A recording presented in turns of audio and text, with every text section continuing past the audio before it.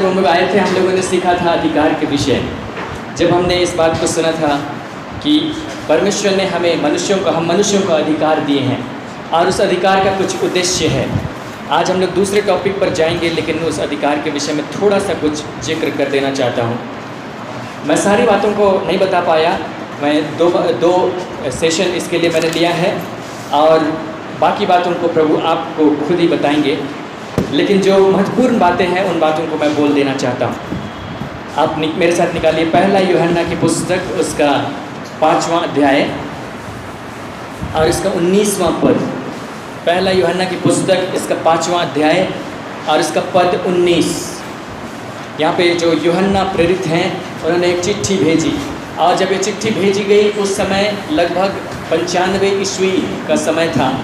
आज से लगभग 1900 साल से ज़्यादा पहले, और यीशु मसीह के आ चुकने के बाद लगभग 70 साल गुजर चुके थे, उससे ज़्यादा गुजर रहे थे। और उसने इस वचन को लिखा, इस संदेश को लिखा, और ये जो कुछ यहाँ पर लिखा हुआ है हमेशा बना हुआ नहीं रहेगा। ये उस समय के हिसाब से हकीकत है, लेकिन एक समय ऐसा आने वाला है जब ये मिट जाएगा। पहला यूहन्ना 5वां अध्याय और इसका 19वां पद, यहाँ पर देखिए। हम जानते हैं कि हम परमेश्वर से हैं और सारा संसार उस दुष्ट के वश में पड़ा है। जब ये वचन लिखा गया उस समय की स्थिति थी कि सुसमाचार जहाँ तक फैला था, परमेश्वर का राज्य वहाँ तक फैला था, और बाकी संसार दुष्ट के वश में था, शैतान के वश में था। और जैसे जैसे सुसमाचार आगे बढ़ता चला गया, लोग शैतान के वश से छुटकारा पाते चले गए, उसका राज्य छोटा होता चला गया। और यही दौर चलता चला जाएगा, परमेश्वर का राज्य बढ़ता चला जाएगा, पूरी पृथ्वी पर स्थापित हो जाएगा और शैतान का राज्य समाप्त हो जाएगा। शैतान ने भी यीशु मसीह को चैलेंज करके कहा था, उसने उसको पहाड़ पर खड़ा किया और कहा कि ये देखो, जो कुछ तुम देख रहे हो, यहाँ का राज्य, यहाँ का वैभव, यदि तुम मेरे सामने गिरकर दंडवत करो तो मैं उसे तुम्हें दे दूँगा। शैतान यीशु को झूठ नहीं बोल सकता था। अगर उसके पास वो राज्य और वो वैभव जो संसार का था नहीं होता, तो वो नहीं बोल सकता था कि मैं तुम्हें दे दूँगा, मेरे पास है। लेकिन उसने बताया कि उसके पास है, और उसको ये भी मालूम था कि यीशु मसीह उसी वैभव को या उसी राज्य को या उन्हीं लोगों को शैतान के हाथ से छीनने के लिए आया। और क्योंकि जब यीशु मसीह आए तो उन्होंने प्रचार किया कि परमेश्वर का राज्य निकट आ गया है। और जैसे जैसे वे आगे बढ़ते चले गए, उन्होंने परमेश्वर के राज्य को स्थापित करते जाना शुरू किया, उसके चेलों ने भी स्थापित करते जाना शुरू किया, और शैतान के राज्य के विरुद्ध में उसने युद्ध छेड़ दिया। और दो राज्य, अगर आप इतिहास पढ़े हैं तो आप इस बात को जानते होंगे कि जब दो राज्य होते हैं या दो राजा होते हैं तो दोनों का अपना अपना सीमा होता है। कोई भी ऐसा क्षेत्र नहीं होता है जहाँ पर दोनों राजा मिलकर शासन कर रहे हैं, या तो ये राजा करेगा या तो वो राजा करेगा। शैतान और यीशु मसीह में तो ऐसे भी कोई साझा नहीं। दोनों ही अलग अलग शासन करेंगे। अगर यीशु मसीह वहाँ से छीनेगा तो शैतान का उसमें कोई हक नहीं, और अगर शैतान का हक है तो यीशु मसीह वहाँ पे नहीं। यीशु मसीह परमेश्वर के राज्य को इस पृथ्वी पर स्थापित करने के लिए आए, और वो स्थापित करते चले गए लोगों के हृदयों में, लोगों को शैतान के चंगुल से, उसके राज्य से छुड़ाते चले गए। उन्होंने इस प्रकार से कहा, मरकुस का 3वां अध्याय और उसका 27वां पद निकालिए।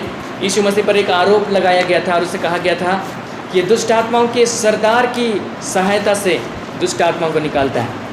यीशु मसीह ने इस बात को कहा कि कोई राज्य जिसमें फूट हो वह स्थिर नहीं रह सकता, और शैतान का भी एक राज्य है। शैतान अगर शैतान को निकाले तो वो बना नहीं रह सकता उसका राज्य, और इसीलिए शैतान को नहीं निकालता। लेकिन मैं किस तरीके से निकाल रहा हूँ, 27वां पद मरकुस 3 का 27 लिखता है, परंतु कोई मनुष्य किसी बलवंत के घर में घुसकर उसका माल नहीं लूट सकता जब तक कि वह पहले उस बलवंत को बांध न ले, और तब उसके घर को लूट लेगा। ये जो पद है ये इस बात को प्रकट करता है कि यीशु मसीह यहाँ पर क्या कर रहे थे। इस संसार में जब शैतान का राज्य पूरी तरह से कायम था और वो संसार में काम कर रहा था, उसने कई बार इजरायलियों को मिटाने की कोशिश की, क्योंकि उसको मालूम था कि इब्राहिम के वंश में से मसीहा आएगा, भविष्यवाणी हो रही थी। और इसलिए कई बार इजराइल पर अटैक किए गए, उसको मिटा देने की कोशिश की गई। लेकिन परमेश्वर ने पहले से कहा था कि उसमें से थोड़े लोग हमेशा बच जाया करेंगे, और हमेशा बचे रहे, और उसमें से यीशु मसीह आया। शैतान उसे मिटा नहीं पाया परमेश्वर की योजना को। और शैतान जो यहाँ पर शासन कर रहा है कोई कमज़ोर व्यक्ति नहीं है, किसी तरीके से उसका बल है, उसको बहुत सारी युक्तियाँ मालूम है। अगर कुछ ज़्यादा नहीं तो कम से कम उस पर हज़ारों सालों का एक्सपीरियंस है ना, हज़ारों सालों का अनुभव है कि लोग किस प्रकार का विचार करते हैं, कैसा चाल चलन, उसकी कमजोरी क्या होती है, कहाँ कहाँ फंसाया जा सकता है, इन बातों को अच्छे तरीके से समझता है और उन्हीं एक दो तीरों को लगाते चला जाता है, मनुष्य वहीं पर फंसता चला जाता है। तो वो किस आधार पर जीतता है? अपने अनुभव के आधार पर, क्योंकि वो मनुष्य को परखता है, उसको सबसे जानता है कि उसकी कमजोरी क्या है और वहीं पर अटैक करता है। सो वो बलवंत है, यीशु मसीह ने कहा, और उसके राज्य में से लोगों को हम छुड़ा करके नहीं ला सकते, उसके घर में से लोगों को माल हम लूट नहीं सकते जब तक कि पहले उस बलवंत को बांध ना लें। आप कल्पना कीजिए, एक बॉक्सर है, उसका घर में आप चोरी करने के लिए आप गए, आपको एक मिशन दिया गया कि जाके चोरी करके आओ या उसका माल लूट करके आओ। आप उसके घर में जाएंगे, आप कुछ भी उठा करके नहीं ला सकते क्योंकि आपको पीटेगा। उसके लिए पहले आपको ज़्यादा शक्तिशाली होना पड़ेगा कि पहले आप उसका हाथ पांव बांध के उसको कोने में डाल दें, उसके बाद उनकी आंखों के देखते आप उसका माल लूट के ले जाएं। सो यीशु मसीह ने सेम चीज़ को किया। शैतान इस संसार में था, बलवंत था, उसने जहाँ कहीं भी उसने प्रचार किया, जहाँ कहीं भी उसने कुछ किया, उसने पहले बलवंत को बांधा और उसने उसके घर में से ही लोगों को लूट लिया, उसका माल लूट लिया। और इसी सेम चीज़ को करने के लिए उसने हमें भी अधिकार दिया, हम मनुष्यों को भी अधिकार दिया। तो ये अधिकार हमारे इन्जॉयमेंट के लिए नहीं है कि हाँ हमको बड़ा अधिकार दिया है। ये अधिकार इसलिए है कि हम परमेश्वर के राज्य को फैलाएं, क्योंकि हम युद्ध में हैं, हम परमेश्वर के राज्य में हैं। अगर कोई परमेश्वर के राज्य में, इसका मतलब युद्ध में है, क्योंकि शैतान के जो राज्य वाले हैं वे लोग हमेशा अटैक करने के लिए तैयार हैं और उसकी युक्तियाँ बहुत प्रकार से प्रकट भी की गई हैं बाइबल में। सो हम लोग युद्ध में हैं। यदि हमारे पास ज़्यादा अधिकार दिया गया, हमारे पास परमेश्वर की सामर्थ दी गई, हम उसकी सहायता से शैतान को बांध सकते हैं। और जिस एरिया में लोग बंधे हुए हैं, पहले हम उसके प्रधान को बांध सकते हैं, वहाँ के अधिकारी को बांध सकते हैं, वहाँ के दुष्टता की आत्मिक सेनाओं को बांध सकते हैं और वहाँ से हम लोगों को लूट सकते हैं। मतलब लोगों को जो शैतान के वश में, उसके राज्य में, अंधकार में है, वहाँ से लूट सकते हैं। कई बार मैं इस बात को सोचता हूँ कि हमारे भारत में इतनी उन्नति क्यों नहीं हुई सुसमाचार की। 2000 साल, लगभग 2000 साल हुए यहाँ सुसमाचार आए हुए। यीशु मसीह का चेला थोमा यहाँ पे आया था। अब ये मत कहिए कि थोमा ही आया था इसलिए हुआ, बेचारा वो एक गलती के और बदनाम हो गया एक अविश्वास की बात या दो और वो बदनाम हो गया। लेकिन इतिहास बताता है, लोग बताते हैं कि जब उसने इस भारत में कदम रखा, उसने आश्चर्य कर्मों को किया, यीशु मसीह के लिए मारा गया। इतना भी बुरा नहीं था, लेकिन फिर भी क्यों यहाँ पर मसीहत नहीं फैल सकी। कई जगहों में देखा गया कि सुसमाचार लेट से पहुँचा और वहाँ पे ज़्यादातर लोग मसीही हैं, ज़्यादातर लोगों ने प्रभु को ग्रहण कर लिया। हमारे भारत में ही ऐसा क्यों हो? हमारे भारत के साथ ही क्या प्रॉब्लम है? मैं इस बात को सोचता हूँ और मुझे एक बात समझ में आती है और वो ये है कि हमारे भारत के साथ कुछ बातें जुड़ी हुई हैं। हम लोग आने वाले दिनों में जब सेवकाई के विषय अध्ययन करेंगे, हम इन बातों को प्रकट करेंगे।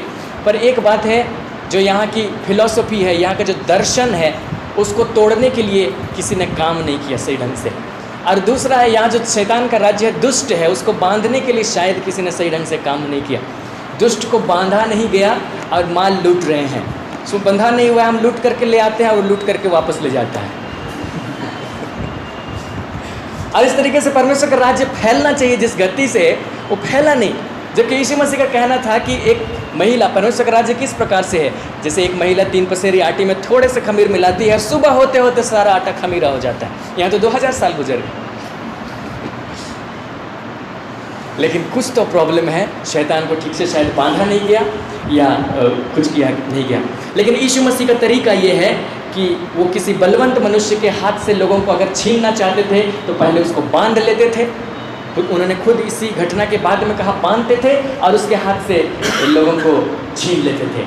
सो हम लोग जब अधिकार को सीख रहे थे पिछले हफ्तों, आप लोग कुछ लोग नहीं आए थे, आप लोग पिछले हफ्तों का रिकॉर्डिंग आप लोग ले सकते। पिछले 2 हफ्ते हम लोगों ने अधिकार के विषय में सीखा और हमने ये देखा कि परमेश्वर ने हमें अधिकार दिए हैं और वो अधिकार शैतान के ऊपर है। उस अधिकार का इस्तेमाल करके हम शैतान के हाथ से लोगों को छीन सकते हैं और हम इस संसार में राज्य भी कर सकते हैं। दूसरी बात, मैं इस बात को कहना चाहता हूँ, कई बार शैतान इस स्ट्रेटेजी या इस रणनीति को प्रकट करता है या उसको काम में लाता है और वो ये है कि वह हमारी पहचान पर सवाल खड़ा करता है। आप कुछ कीजिए, आपकी पहचान पर सवाल खड़ा करेगा कि आप कौन हैं, तुम कौन हो। कई बार इस प्रकार के सवाल आए हैं। एक बार की बात है, चाईबासा में एक घटना घटी, बहुत पहले की घटना है और वहाँ पर एक व्यक्ति के अंदर में दुष्ट आत्मा था और लोग दुष्टात्मा निकालने के लिए गए। अब जाहिर है मैं सोचता हूँ कि कोई भी दुष्टात्मा निकालने के लिए गया होगा तो पहले घर में प्रार्थना करके ही गया होगा। और जब वे लोग गए दुष्टात्मा निकालने के लिए, एक व्यक्ति गया, सो दुष्टात्मा बहुत चतुर था। उसकी चतुराई क्या थी?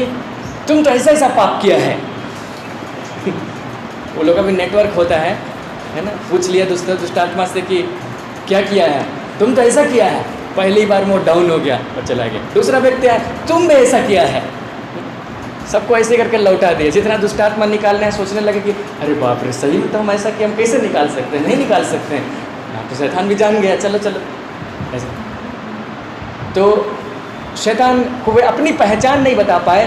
हम ऐसा किए थे, एक समय था, लेकिन मैं यीशु मसीह के लहू के कारण शुद्ध हो चुका हूँ, मैं धर्मी ठहराया गया हूँ, मेरा अधिकार तुम्हारे ऊपर, चुप रहो और निकल जाओ। हमारी पहचान पे सवाल खड़ा करता है। यीशु मसीह की पहचान पे भी सवाल खड़ा किया गया। यीशु मसीह ने बड़ी मेहनत की थी। पवित्र शास्त्र को उन्होंने बचपन ही से पढ़ा था। उन्होंने सब्त के दिन आराधनालय में सुना था। उपदेशकों के साथ वो चर्चा कर रहे थे 12 साल की उम्र में। और पिता ने स्वर्ग से कहा कि तू मेरा प्रिय पुत्र है जिससे मैं अत्यंत प्रसन्न हूँ। और इसके बाद उसकी परीक्षा जब हुई, शैतान कहने लगा यदि तो परमेश्वर का पुत्र है तो ऐसा कर दे। उसने उसकी पहचान पर सवाल खड़ा किया। जो पहचान उसे बताई गई, जिस पहचान के प्रति वो कन्विंस था कि मैं यही हूँ, शैतान ने उसी पहचान पर सवाल खड़ा किया कि तू वास्तव में है कि नहीं। सो पहला तीर जब शैतान ने मारा तो उसकी पहचान पे मारा। और यही काम आज भी करता है। और लोग वहीं पर ठिका जाते हैं। लोग सोचते हैं कि नहीं, मैं तो नहीं हूँ, नहीं सकूँगा। लेकिन आप इस बात को जानिए कि यीशु मसीह पर विश्वास करने वाले लोग धर्मी ठहराए गए हैं। उनको यीशु मसीह के कारण अधिकार दिया गया है और वे शैतान को आज्ञा दे सकते हैं।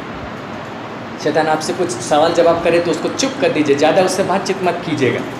बहुत चतुर है, धोखा दे देगा। आप मत सोचिए कि शैतान जो बोल रहा है सच बोल रहा है। झूठ का पिता है। और जो उसके दुष्टात्मा की सेनाएं हैं वो लोग अब झूठ के चेले हैं, वो झूठ ही बोलेंगे एक दो सवाल सच को छोड़ के। सो कभी भी उनकी बातों में नहीं आइए। अपने अधिकार का इस्तेमाल कीजिए, परमेश्वर के राज्य को फैलाइए। आज हम लोग दूसरे टॉपिक पर अध्ययन करेंगे। हम लोग आज से जिस विषय पर अध्ययन करने वाले हैं वो है प्रार्थना, क्योंकि ये विषय बहुत ही अधिक महत्वपूर्ण है। और मैं चाहता हूँ कि आप इस बात को अच्छी तरीके से सीख जाएं, क्योंकि आप जब इन बातों को सीख रहे हैं पिछले 1.5 सालों से, आप परमेश्वर के काम आएंगे। और जब परमेश्वर आपको काम में लाना शुरू करेगा तो यदि आपके पास प्रार्थना की घटी होगी, आपके जीवन में प्रार्थना की घटी होगी, तो आप उस काम को सही ढंग से नहीं कर पाएंगे। क्योंकि मैं इस बात को अनुभव करता हूँ कि एक सेवक होने के नाते मेरे जीवन में क्या क्या कठिनाइयाँ, क्या क्या परेशानियाँ या शैतान की तरफ से क्या क्या बातें आती हैं, और उन सब से छुटकारा पाने के लिए, उन पर जय पाने के लिए मुझे प्रार्थना की ज़रूरत है।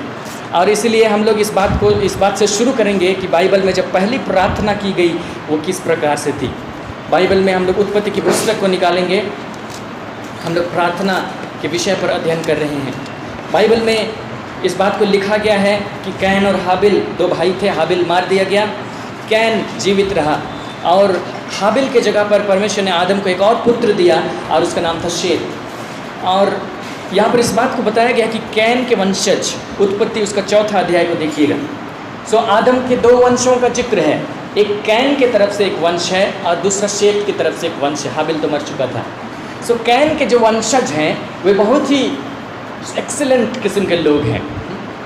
ये कोई साधारण लोग नहीं है। शेत के वंशज से बहुत अच्छे हैं। आपको यहाँ पर तुलना करके दिखाते हैं। यहाँ इसका 20 पद को देखिए।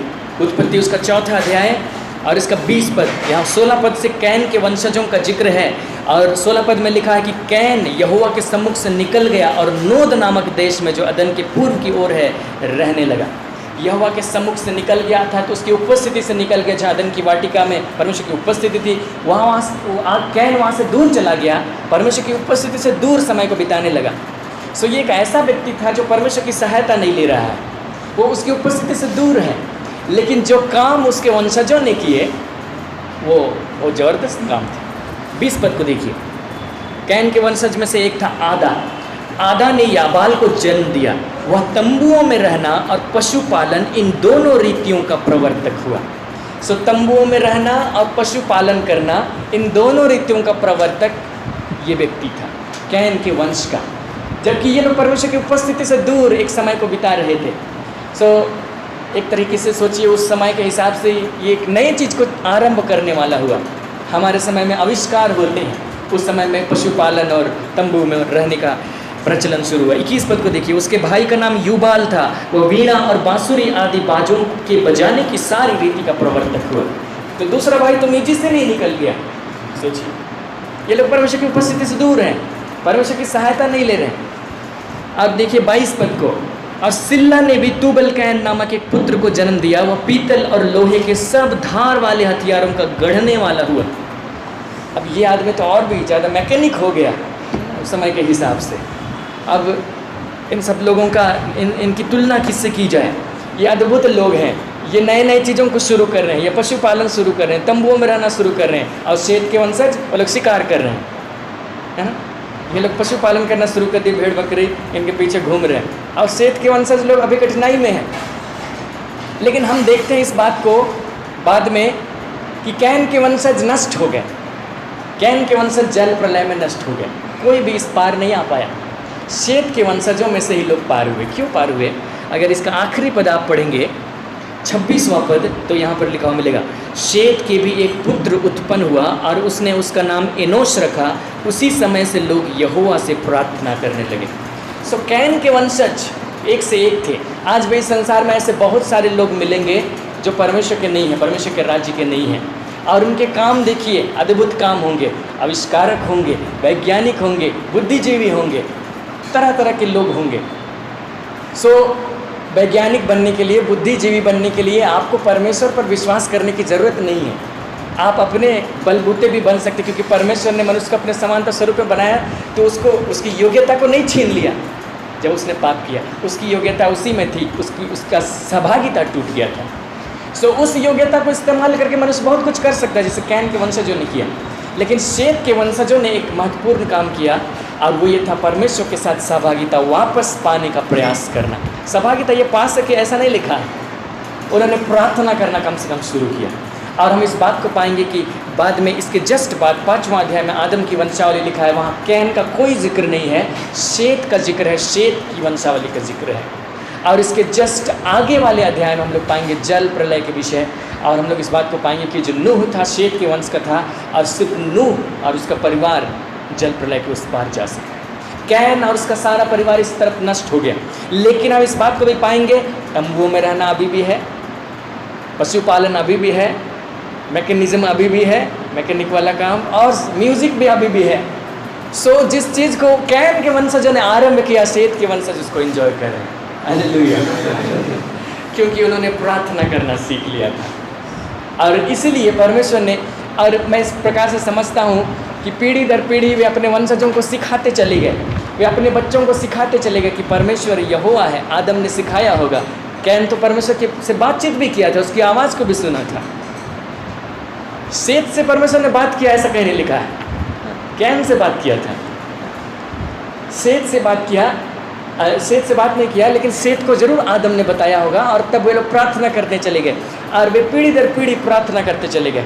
और इसी पीढ़ी दर पीढ़ी में एक व्यक्ति आ जाता है, उसका नाम हनोक है, और उसके विषय में लिखा है परमेश्वर के साथ साथ चलता रहा।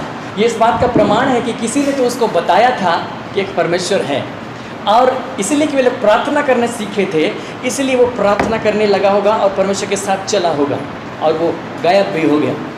और इसके बाद नूह आया, जिसे परमेश्वर ने बातचीत की। तो इन लोगों ने अपना ध्यान संसार से हटाकर परमेश्वर की ओर लाना शुरू किया, और परमेश्वर ने उनसे बातचीत की, और एक पीढ़ी या एक वंश जो है बच गया जल प्रलय से। इसी प्रकार से इस संसार में भी है, हम अपने बलबूते पर बहुत कुछ कर सकते हैं। यहाँ तक कि जब सेवकाई का मामला आए, तब भी हम अपने बुद्धि और ज्ञान से बहुत कुछ कर सकते हैं। आप मत सोचिए कि नहीं कर सकते हैं, ज़रूर कर सकते हैं। हमारी बुद्धि हमसे अलग नहीं की गई है, हमारा बल हमसे छीन नहीं लिया गया, वो हमारे शरीर में ऑलरेडी है, हमारे दिमाग में बुद्धि ऑलरेडी है। हम लोग उसका इस्तेमाल करके बहुत कुछ कर सकते हैं। लेकिन शायद हम लोग शेत के वंश जैसा सफल नहीं हो सकते यदि हम इनसे प्रार्थना करें, इनके जैसा प्रार्थना करना ना सीखें। क्योंकि ये लोग इस हद तक प्रार्थना करने लगे कि एक समय आया जब वे परमेश्वर से सुनने लगे, और परमेश्वर ने उन्हें बताना शुरू किया, और वे उसके अनुसार करने लगे, और वे छुटकारा पाए। हालेलुया। और हमारे साथ भी ऐसे ही है, यदि हमारी प्रार्थना ना हो, हम प्रार्थना ना करें, तो हम बिल्कुल खतरे में पड़ जाएंगे। हम लोग और भी लोगों का जिक्र पाएंगे जो इस बाइबल में है, जिनको परमेश्वर ने इस्तेमाल किया बड़े कामों के लिए। हम लोग पहले अब्राहम का जिक्र पाएंगे, हम लोग यीशु मसीह के लिंक तक कुछ लोगों का जिक्र करेंगे जिन्होंने प्रार्थना का जीवन बिताया। ये वे लोग थे जो प्रार्थना करने में अपने समय को व्यतीत करते थे। उत्पत्ति की पुस्तक उसका 12वां अध्याय निकालिए। जब अब्राहम को परमेश्वर ने बुलाया उस समय अब्राहम कोई प्रार्थना करने वाला जन नहीं था। परमेश्वर ने ऐसे ही उसको चुन लिया, वो मूर्ति पूजक मनुष्य था, बाइबल ऐसा बताती है। तो जब परमेश्वर ने अब्राहम से पहले बात की तो उससे पहले अब्राहम को शुद्ध और पवित्र और बहुत सधा हुआ मनुष्य, सिद्ध इंसान नहीं था उससे बातचीत करने के लिए परमेश्वर ने चुना। नहीं, वो ऐसे ही था, मूर्ति पूजक था, लेकिन परमेश्वर ने उसको चुना, उससे बातचीत की और उसने परमेश्वर की बात को मान करके वहाँ से चला। और उसके बाद एक समय आया उसकी ज़िंदगी में जब वो परमेश्वर से प्रार्थना करने लगा। पुराने नियम में जो प्रार्थना की गई नए नियम की प्रार्थनाओं से अलग है। उस समय जब भी लोग प्रार्थना करते थे आमतौर पे एक वेदी बनाते थे और वहाँ पर कुछ बलिदान चढ़ाते थे। बलिदान चढ़ाना मस्ट था, ज़रूरी था, बिना बलिदान के कोई प्रार्थना नहीं थी। और आज भी ऐसे ही है, कई बार हम लोग बिना बलिदान के प्रार्थना करते हैं। हम अंतिम जब हम प्रार्थना के सेशन में लेंगे, आने वाले कुछ दिनों तक हम लोग प्रार्थना के विषय सीखेंगे। जब अंतिम दिन रहेगा प्रार्थना का, तब मैं इस बात को आपको बताऊंगा कि हमें किस रीति से प्रार्थना करनी चाहिए। आमतौर पे मैं एक तरीका प्रार्थना का अपनाता हूँ, मैं आपको भी वो तरीका बताना चाहता हूँ, लेकिन वो लगता है कि आज से 4 या 5 हफ्तों के बाद आ सकता है। कोई बात नहीं और मैं उसको बताऊँगा आपको। लेकिन यहाँ पे जो तो उस प्रार्थना में बलिदान है, जो प्रार्थना अंतिम दिन में आपको बताऊंगा। यहाँ पर भी वे लोग वेदी बनाते थे, बलिदान करते थे। यहाँ पर देखिए 8वां पद, उत्पत्ति 12वां अध्याय और उसका 8वां, बल्कि 7 और 8 यहाँ पर लिखा है। तब यहोवा ने अब्राम को दर्शन देकर कहा, यह देश मैं तेरे वंश को दूंगा। और उसने वहाँ यहोवा के लिए जिसने उसे दर्शन दिया था एक वेदी बनाई। फिर वहाँ से आगे बढ़कर वह उस पहाड़ पर आया जो बेतेल के पूर्व की ओर है और अपना तंबू उस स्थान में खड़ा किया जिसके पश्चिम की ओर बेतेल और पूर्व की ओर ए है। वहाँ भी उसने यहोवा के लिए एक वेदी बनाई और यहोवा से प्रार्थना की। सो ये पहला सेंटेंस या पहली घटना है जब ये नोट किया गया कि अब्राहम ने प्रार्थना की। इसके बाद उसने कई बार प्रार्थना की। जैसे उत्पत्ति उसका 13वां अध्याय उसका 4था पद को देखिए, यह स्थान उस वेदी का है जिसे उसने पहले बनाई थी और वहाँ अब्राहम ने फिर यहोवा से प्रार्थना की। तो इसके बाद प्रार्थना का सिलसिला आगे बढ़ता चला गया। इसके पहले भी प्रार्थना किया होगा लेकिन बाइबल में नहीं लिखा है। यहाँ पर पहले बार मेंशन किया गया है, नोट किया गया कि अब्राहम ने प्रार्थना की और उसके प्रार्थना करने के कारण ही या परमेश्वर से सहभागिता रखने की इच्छा रखने के कारण ही परमेश्वर उसको इस्तेमाल करता चला गया। कई बार ऐसी नौबत में वो पड़ा जब वो परीक्षा में पड़ गया या फिर उसने मनुष्यों की सलाह पर कान लगाया, लेकिन प्रार्थना करते रहने की वजह से वो सही ट्रैक पर हमेशा चला और परमेश्वर ने उसके द्वारा अपनी उद्धार की योजना को पूरी किया। यहोवा परमेश्वर से प्रार्थना करने के लिए अब्राहम समय व्यतीत करता था। हम लोग उस घटना को भी जानते हैं जब लूत सदोम और अमोरा में रहने के लिए चला गया और परमेश्वर ने अब्राहम से बातचीत किया और उसने कहा कि मैं जो बातें करने पर हूँ, जो काम मैं करने पर हूँ, उसको मैं अब्राहम से कैसे छिपा के रखूँ, क्योंकि इस पृथ्वी पर और कोई दूसरा मनुष्य नहीं था जिससे परमेश्वर बातें करे, केवल अब्राहम ही था। उसने सोचा कि मुझे अब्राहम से छिपाना नहीं चाहिए। अब्राहम भी मुझे छिपाता नहीं है। हम लोग जानते हैं अब्राहम परमेश्वर का मित्र कहलाया। दो मित्र अगर आपस में बातचीत ना करें तो मित्र नहीं हो सकते, वो लोग दूर के मित्र होंगे दूर के मित्र होंगे तो परमेश्वर या कोई भी मनुष्य उसको अपनी बातों को बताना नहीं चाहेगा। कभी कभी मिलते हो है ना, सालों 10 साल पहले हम लोग मित्र थे, अब कहाँ चले गए, आप वहाँ चले गए, हम यहाँ चले गए, अब इसका अपना परिवार उसका अपना परिवार। और उसके बाद 10 साल के बाद मिले तो कहेंगे कि हाँ हम दोस्त हैं, लेकिन एक दूसरे के विषय में बहुत सारी बातें वे नहीं जानते क्योंकि उन्होंने बताया नहीं, 10 साल में कभी मिले नहीं। परमेश्वर अब्राहम को बताता है, इसका मतलब उसका क्लोज फ्रेंड है, तभी बता रहा है। और कब बता रहा होगा, जब उसके साथ प्रार्थना करने में समय व्यतीत करता है। अब्राहम को उसने बताया कि मैं सदोम और अमोरा को नष्ट करने पर हूँ। और वहाँ पर अब्राहम ने जो प्रार्थना की, उस प्रार्थना को हम कहते हैं मध्यस्थता की प्रार्थना, और उसने सदोम और अमोरा के बिहाफ में परमेश्वर से प्रार्थना की। उसने ये नहीं कहा कि उसे नष्ट मत कर, उसने शर्तों को रखा, यदि 50 धर्मी भी मिले तो नष्ट ना कर। परमेश्वर ने कहा ठीक है नहीं करूँगा। लेकिन उसने जाना कि वहाँ 50 धर्मी भी नहीं है, करते करते घटा ले गया, 10 भी हो तो नष्ट न कर। परमेश्वर ने नहीं कहा नहीं करूँगा, लेकिन वहाँ 10 धर्मी भी नहीं थे। लूत और उसके परिवार केवल बचे हुए थे। जब मैंने इस बात को पढ़ा, मुझे पतरस की दूसरी पत्री में दूसरे अध्याय में एक पद लिखा गया है, वहाँ पर लिखा गया कि लूत, धर्मी लूत अधर्मियों के चाल चलन को देखकर बहुत दुखी था, बहुत दुखी था। मैंने जब उसको पढ़ा तो मुझे भी बड़ा दुख हुआ। हाँ, बड़ा दुख हुआ कि लूत अधर्मियों के चाल चलन को देखकर दुखी था। आज भी लोग दुखी ही रहते हैं, दुखी से ज़्यादा कुछ नहीं करते। लूत ने ये नहीं किया कि वहाँ पर सदोम और अमोरा में है तो कुछ कोशिश करे और वहाँ के अधर्मी लोगों को कुछ सुधारने का उपाय करे, बस उनके अधर्म के कामों को देखकर दुखी होता रहा, दुखी होता। ऐसे करते हैं, वैसे करते हैं, घूस लेते हैं, चोरी करते हैं, हत्या हो रही है, बहुत खराब, बहुत समस्या, बहुत दुखी। क्या फ़ायदा ऐसे दुखी से? केवल लूत बचा है, सदोम अमोरा के सारे लोग नष्ट हो गए। कई बार हम लोग ऐसे ही हो जाते हैं। लेकिन अब्राहम एक ऐसा व्यक्ति था, शायद वो सदोम और अमोरा में रहता तो वहाँ के लिए कुछ कोशिश करता, लेकिन लूत ने ऐसा नहीं किया। शायद वो प्रार्थना करने वाला इंसान नहीं था। परमेश्वर ने लूत को अब्राहम की प्रार्थना के द्वारा बचाया। इसके बाद हम लोग मूसा के विषय में देखेंगे। मूसा ने कई बार प्रार्थनाएं की। हम लोग सारी प्रार्थनाओं को नहीं देखेंगे, हम लोग एक पद निकालेंगे, निर्गमन की पुस्तक उसका 33वां अध्याय। निर्गमन की पुस्तक अध्याय 33।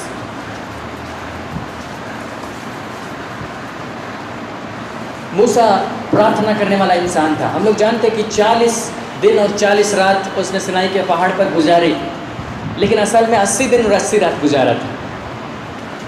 80 दिन 80 रात उपवास किया था, क्योंकि जब वो पहले 40 दिन उपवास करके लौटा, पहाड़ से नीचे लौटा, तो उसने पत्थर की पट्टियों को तोड़ दिया और वापस पहाड़ पर चढ़ गया।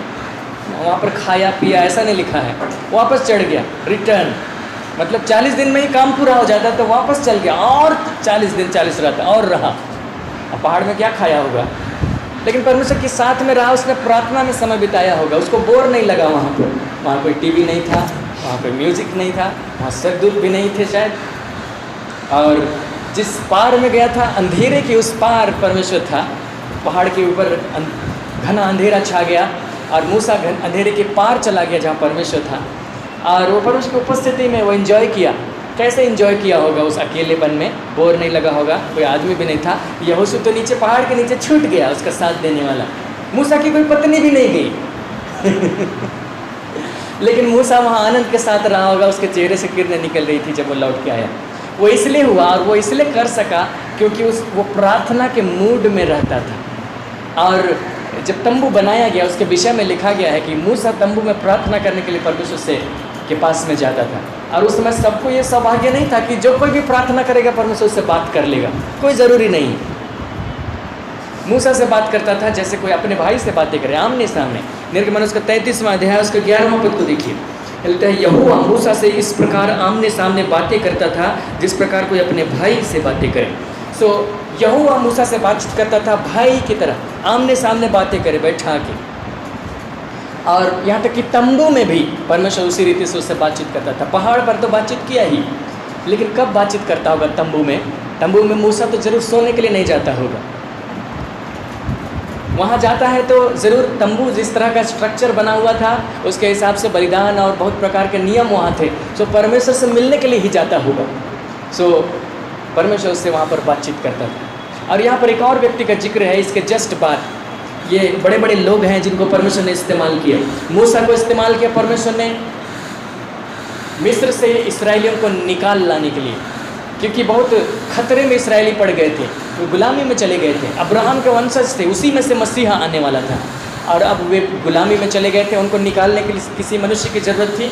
परमेश्वर ने देखा कि कौन निकाल सकता है। तो मूसा जब 80 साल का हो गया तो उसने सोचा कि हाँ यही बूढ़ा निकालेगा। तो उसके बाद उसने उसको वहाँ से निकाला। और मूसा तब वो जान गया कि वो अपने बलबूते नहीं कर सकते, मैं 80 साल का हो गया हूँ। और देखिए मूसा का एक गीत आपको याद होगा, हम लोग एक बार जिक्र किए थे, भजन संहिता 90 में लिखा है मूसा ने एक गीत, उसमें लिखा है हमारे आयु के वर्ष 70 तो होते हैं और चाहे बल के कारण 80 भी हो जाए तो उनका अहंकार केवल ऐसे कुछ था, मतलब तुच्छ है वो ज़िंदगी। 70 और 80 साल के बाद हम लोग इतने कमज़ोर हो जाते हैं, मर ही जाते हैं। इस प्रकार वहाँ लिखा है, उसका आशय वही है। और मूसा ही वो गीत को लिखने वाला, इसका मतलब है मूसा जब गीत को लिखा तो उस समय लोग 70 और 80 साल में मरते थे, आमतौर पे बहुत कमज़ोर हो जाते थे। लेकिन मूसा 70 और 80 साल में चुना गया। हो सकता है औरों से ज़्यादा ताकतवर रहा होगा, ज़्यादा एक्सरसाइज किया होगा, ज़्यादा अच्छा खाया होगा, राजमहल में भी था, लेकिन फिर भी अमूमन उस समय में ऐसा हो जाते थे। आजकल लोग मानते हैं कि 60 साल में लोगों को रिटायर हो जाना चाहिए, क्योंकि उसके बाद ताकत नहीं रहती है, उसके बहुत कुछ समस्या आ जाती है, ये है वो है।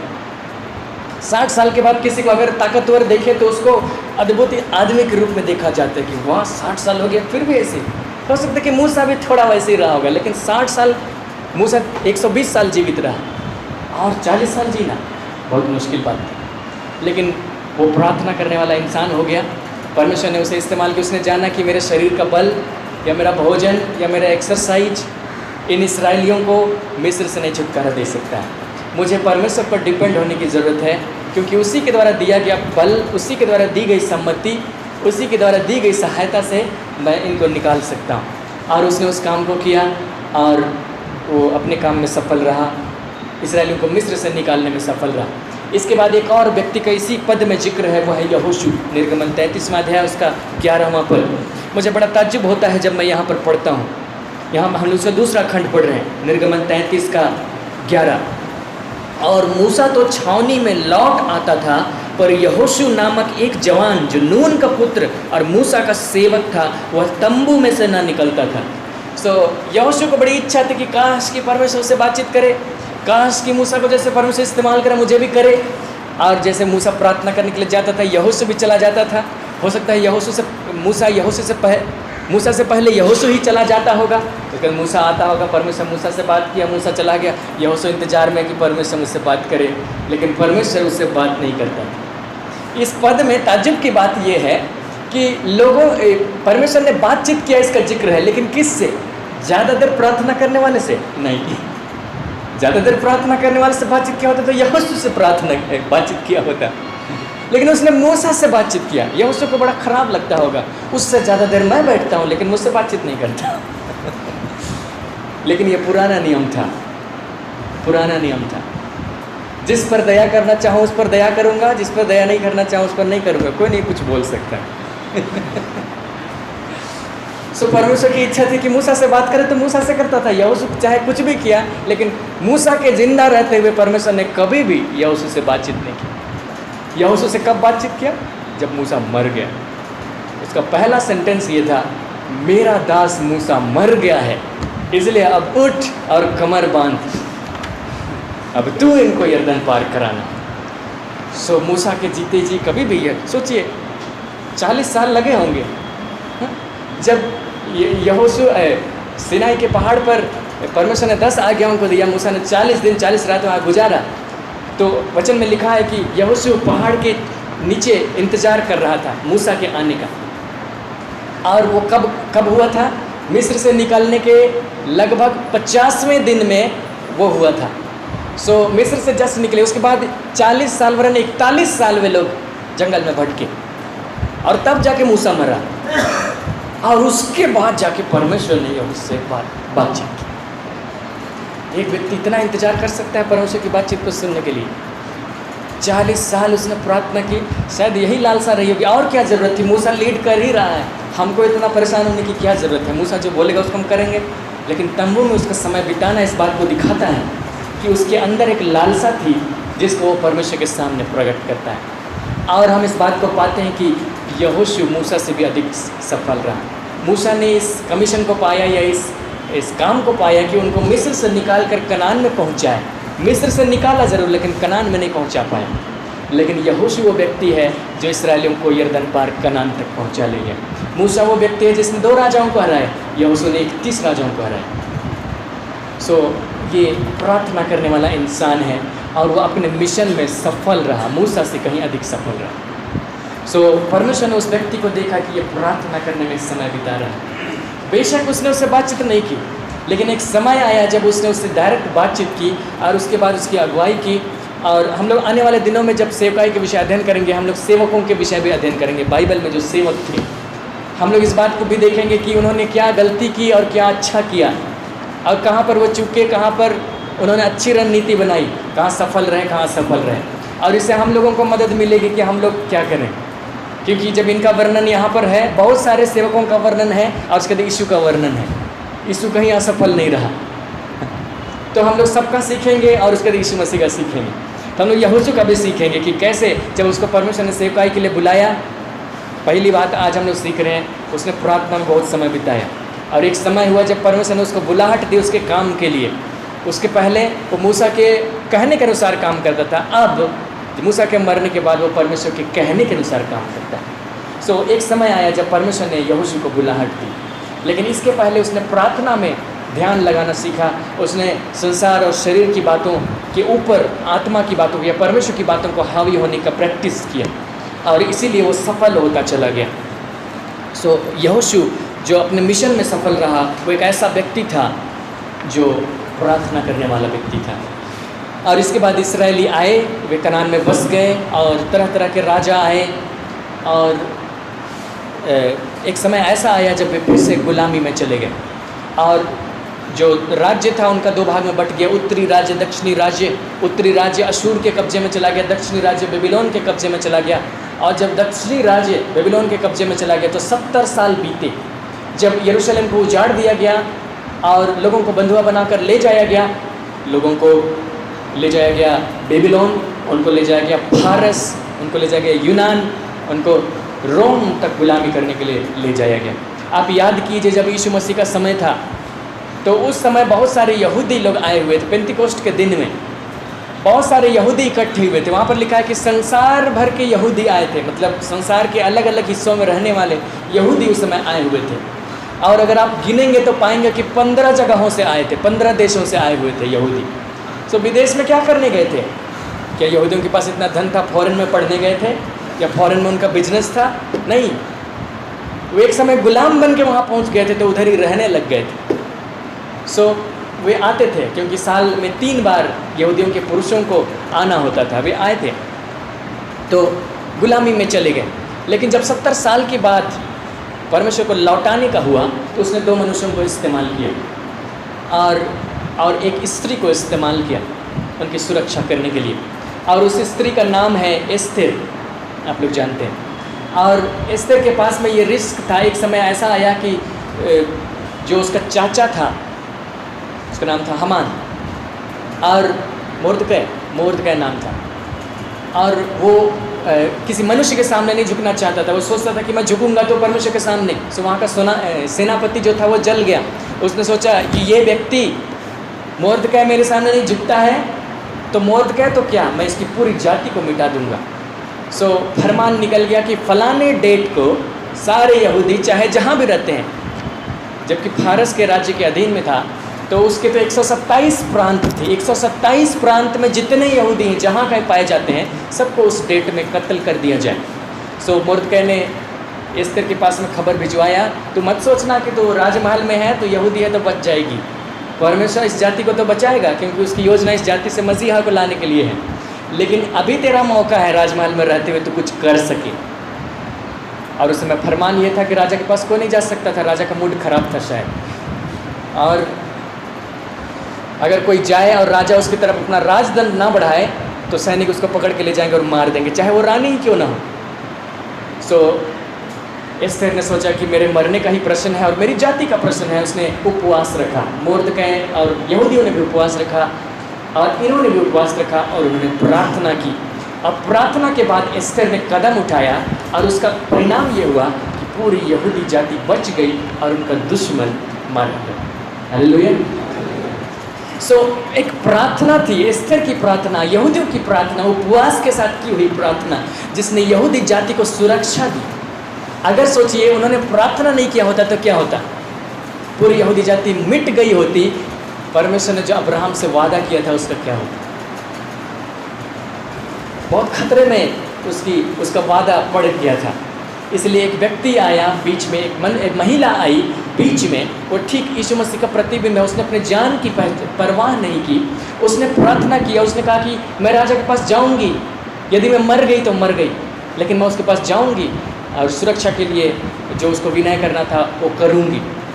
और उसने किया और यहूदी जाति बच गई।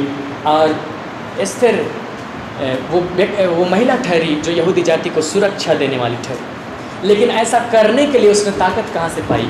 उसने प्रार्थना और उपवास की प्रार्थना के साथ भी पाई। सो प्रार्थना सुरक्षा देती है, प्रार्थना सुरक्षा देती है। आने वाले दिनों में हम लोग इन बातों को देखेंगे कि प्रार्थना क्या क्या करती है, हमें कैसे प्रार्थना करना चाहिए, इन बातों को हम देखेंगे। लेकिन आज हम लोग देख रहे हैं कि प्रार्थना की ज़रूरत है। प्रार्थना से बहुत सारे लोगों ने अपनी सेवकाई को पूरा किया। इसके बाद और दो मनुष्यों का जिक्र था, एजरा और नेहमिया। एजरा वो व्यक्ति था जो शास्त्री था, जो परमेश्वर के वचन लिखे जाते थे पुराने नियम में। पुराने नियम जो ओरिजिनल लिखावट है, जिसको मूसा ने लिखा होगा या कई सारे नबियों ने लिखा होगा, या नए नियम की कोई भी लिखावट, ओरिजिनल लिखावट आज अस्तित्व में नहीं है। कोई भी लिखावट अस्तित्व में नहीं जो ओरिजिनल है। जो भी लिखावट पुराने ताम्रपत्र मिलते हैं वो ओरिजिनल का कॉपी है। तो आप कैसे जानेंगे कि जो बाइबल है वो सही है? वो अलग बात है। लेकिन जो शास्त्री होते थे उनका काम ये होता था कि जो फट रहा है, जो उनका शास्त्र, उनके फटने से पहले दूसरा कॉपी कर लिया जाए। उस समय तकनीक इतनी उन्नत नहीं थी कि पेपर में लिख दिया जाए, तकनीक इतनी उन्नत नहीं थी कि कंप्यूटर में सेव कर लिया जाए, है ना, जब चाहे तब हम प्रिंट निकालते रहें, नहीं थी। हाथों से लिखना पड़ता था। और ऐसे ताम्रपत्र या पपीरस में लिखते थे। पपीरस एक घास होती थी जिससे तैयार किया जाता था, उसमें लिखते थे और वो फट जाता था, इसलिए उसके फटने से पहले दूसरा तैयार करना पड़ता था। तो एजरा वही मनुष्य था, शास्त्री था और याजक भी था। सो बाइबल इस बात को बताती है कि वो एक प्रार्थना करने वाला इंसान था और परमेश्वर ने, और उसके अलावा वो उसके वचन पर ध्यान देने वाला इंसान था। परमेश्वर ने उसे इस्तेमाल किया यहूदियों को वापस खुसरू के समय में वापस इज़राइल में लाने के लिए, यरूशलेम में लाने के लिए। सो परमेश्वर ने उस व्यक्ति को इस्तेमाल किया जो प्रार्थना करता है। एजरा की पुस्तक में से ज़रा से देखें, हम लोग उसकी प्रार्थना में से बहुत कम को यहाँ पर देखेंगे, लेकिन हम लोग इस बात को देख सकेंगे कि वो एक प्रार्थना करने वाला इंसान था। हम लोग इसके 8वें अध्याय को देखें। यहाँ पर ऐसा हुआ था, एजरा जो फारस का राजा खुसरू था, उसके निर्देश के अनुसार यहूदियों को अपने साथ लिया और उनको लेकर के यात्रा पर निकल पड़ा। लोग कहते हैं कि 500 मील से भी ज़्यादा उन्होंने पैदल यात्रा किया। और इस लंबे यात्रा में डाकुओं का जोखिम था, बहुत चीज़ों का जोखिम था, क्योंकि वे धन संपत्ति को भी लेकर के जा रहे थे, क्योंकि खुसरू ने भेज दिया था जाओ वापस बनवाओ। सो वे लोग जब आ रहे थे, उस समय की घटना यहाँ 8वें अध्याय में लिखी गई है। और जब वे आ रहे थे, बीच रास्ते में रुक करके उन्होंने प्रार्थना की। और यहाँ पर ये देखिए 21 पद से यहाँ लिखा है, तब मैंने वहाँ 8 का 21, एजरा 8 का 21, तब मैंने वहाँ अर्थात अहुआ नदी के तट पर उपवास का प्रचार इस आशय से किया कि हम परमेश्वर के सामने दीन हों। वो जब आ रहे थे, रास्ते में एक नदी पड़ी जिसका नाम था अहुआ। वहाँ पर उसने सारे इस्राएलियों से कहा कि हम लोग उपवास के साथ प्रार्थना करेंगे, और उन्होंने प्रार्थना किया। 23 पद पर हम लोग देखेंगे, यहाँ लिखा हुआ, इसी विषय पर हमने उपवास करके अपने परमेश्वर से प्रार्थना की और उसने हमारी सुनी। इसके बाद और भी प्रार्थनाएं हैं, लेकिन हम इस बात को समझ सकते हैं कि एजरा जो है वो अपनी सुरक्षा के लिए, इन लोगों के जो वहाँ से सुरक्षित आ जाएं यरूशलेम तक, उसके लिए जिस बात का सहारा ले रहा है वह प्रार्थना कि परमेश्वर हमारी सुरक्षा करेगा। क्योंकि इनके साथ सशस्त्र सैनिक नहीं है, या हैं भी तो गिनती के, और कोई हमला करे तो आसानी से इनको हरा सकता है, जीत सकता है। इसलिए अगर उनको सुरक्षा की ज़रूरत है तो कोई अगर सुरक्षा दे सकता है तो उनका परमेश्वर। सो परमेश्वर से केवल बातचीत करना ही एक माध्यम है। सो उन्होंने प्रार्थना की और परमेश्वर ने इनको सुरक्षित इजराइल तक पहुंचाया। इसके बाद हम लोग एक और व्यक्ति का जिक्र पाएंगे, नेहमिया की पुस्तक, उसका पहला अध्याय को जब आप पढ़ेंगे तो वहाँ पर आप लिखा हुआ पाएंगे कि नेहमिया राजा का पियाऊ था। वो एक धनी व्यक्ति था, वो ऑफिशियल सरकारी नौकरी में था, बाकी लोग गुलाम थे।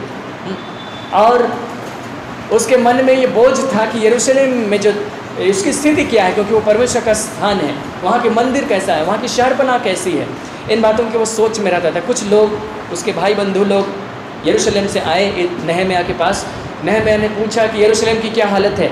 लोगों ने उसको बताया, उसके फाटक जले हुए हैं, शहरपनाह गिरी हुई है। और उसके तुरंत बाद जो उसने किया वो 4 पद से लिखा गया है। मैं लिखता है, ये बातें सुनते ही मैं बैठकर रोने लगा और कितने दिन तक विलाप करता और स्वर्ग के परमेश्वर के सम्मुख उपवास करता और यह कहकर प्रार्थना करता रहा। और उसका उसकी प्रार्थना लिखी हुई। सो एजरा ने प्रार्थना किया और नहम्याह ने भी प्रार्थना किया। और नहम्याह ने प्रार्थना किया, सो परमेश्वर ने नहम्याह को इस्तेमाल किया। और नहम्याह को जब इस्तेमाल किया, उसको सरकारी ऑफिस से छुट्टी भी मिली, उसको धन संपत्ति भी मिली, उसको आज्ञा पत्र भी मिली। और उसके बाद उसको कई चुनौतियों का सामना भी करना पड़ा। उसमें सबसे महत्वपूर्ण जो छुट्टी मिली वो कोई 1-2 दिन की छुट्टी नहीं थी। क्या आप गेस कर सकते हैं उसको कितने दिन की छुट्टी मिली होगी? गेस करके बताइए, अनुमान लगाइए कितने दिन की सरकारी छुट्टी मिली होगी। 1 साल, 2 साल? बहुत मुश्किल गेस करना, क्योंकि उसको जो छुट्टी मिली थी वो 12 साल की छुट्टी मिली थी। हालेलुया। ऐसा इसलिए हुआ क्योंकि उसने प्रार्थना की, है ना। 12 साल उसको छुट्टी मिली तो उसको ये नहीं कहा गया कि नो वर्क नो पे, उसको पेमेंट भी दिया गया, प्लस शहरपनाह बनाने के लिए धन भी दिया गया। हालेलुया। सो नहम्याह एक ऐसा मनुष्य है जो प्रार्थना करने वाला मनुष्य है। जब भी वो राजा से बातचीत करता है, वहाँ पर आप कभी कभी नहम्याह की पुस्तक में एक वाक्य बीच में पाएंगे, तब मैंने मन ही मन परमेश्वर से प्रार्थना किया, तब राजा से कहा। राजा से बातचीत कर रहा है, इसके बीच बीच में प्रार्थना करते जा रहा है। सो ऐसे ही कोई व्यक्ति प्रार्थना करना उसको याद नहीं रहता है। आप चले जाइए, आपको कोई ऑफिस का काम हो, आप तब बात करते हैं जब आपको परेशानी हो जाती है। जब आप स्मूथली काम चल रहा है तो कोई याद नहीं करता परमेश्वर को। जब काम रुक जाता है उसके बाद प्रभु काम नहीं हो रहा है। नहम्याह ऐसा मनुष्य नहीं था। इससे पहले कि काम हो चाहे ना हो, ना, वो पहले ही प्रार्थना कर लेता था। अभी बातचीत चल रही है उसी बीच में, और परमेश्वर उस पर इतना मेहरबान हुआ कि वो 12 साल तक छुट्टी में रहा। हम लोग इसका छुट्टी का जो समय है उस बात को मैं नोटिस में ला देना चाहता। दूसरा अध्याय को 1 पद को देखिए। जब उसको राजा ने भेजा, उस समय कैलेंडर में क्या समय हुआ था? अर्थक्षत्र, पहला पद, दूसरा का पहला, नहम्याह। अर्थक्षत्र राजा के 20वें वर्ष के नीसान नामक महीने में। सो ये अर्थक्षत्र राजा का 20वां वर्ष था। उसके शासन में 20 साल गुजरे थे। उस समय नहम्याह ने उससे बातचीत की और तब राजा ने उसको इजाज़त दी। इसके बाद देखिए 13वां अध्याय का 6ठा पद। और ये वापस यरूशलेम के शहरपनाह वगैरह बनाने के बाद राजा के पास अपनी नौकरी वापस पाने के लिए लौट गया। 6ठा पद को देखिए, 13वां अध्याय। यहाँ लिखा है, परंतु मैं इस समय यरूशलेम में नहीं था, क्योंकि बेबीलोन के राजा अर्थक्षत्र के 32वें वर्ष में मैं राजा के पास चला गया। फिर कुछ दिनों के बाद राजा से छुट्टी मांगी।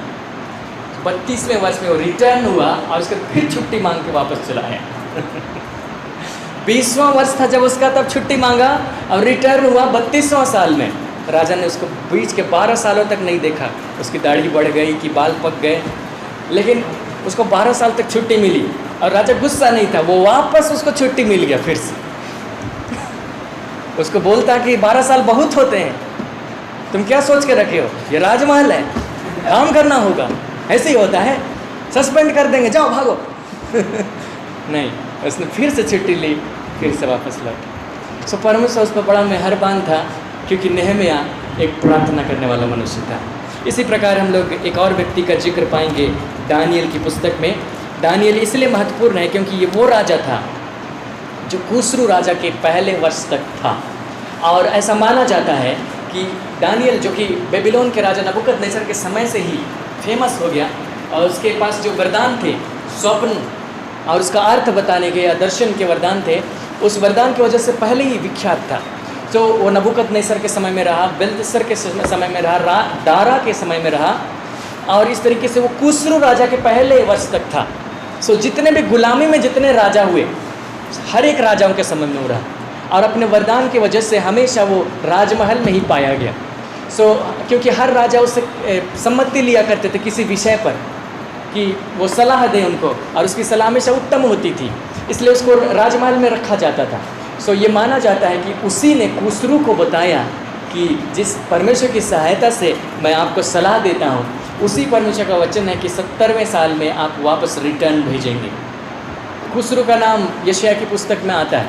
यशायाह जब लिखा गया यीशु मसीह के लगभग 700 साल पहले लिखा गया, और कुसरू राजा के पैदा होने से बहुत पहले लिखा गया यशायाह की पुस्तक। सो उसी समय में परमेश्वर ने भविष्यवाणी करके कहा था कि बंधुआई में लोग जाएंगे, लेकिन कुसरू नाम का एक व्यक्ति होगा जो उनको रिटर्न करेगा।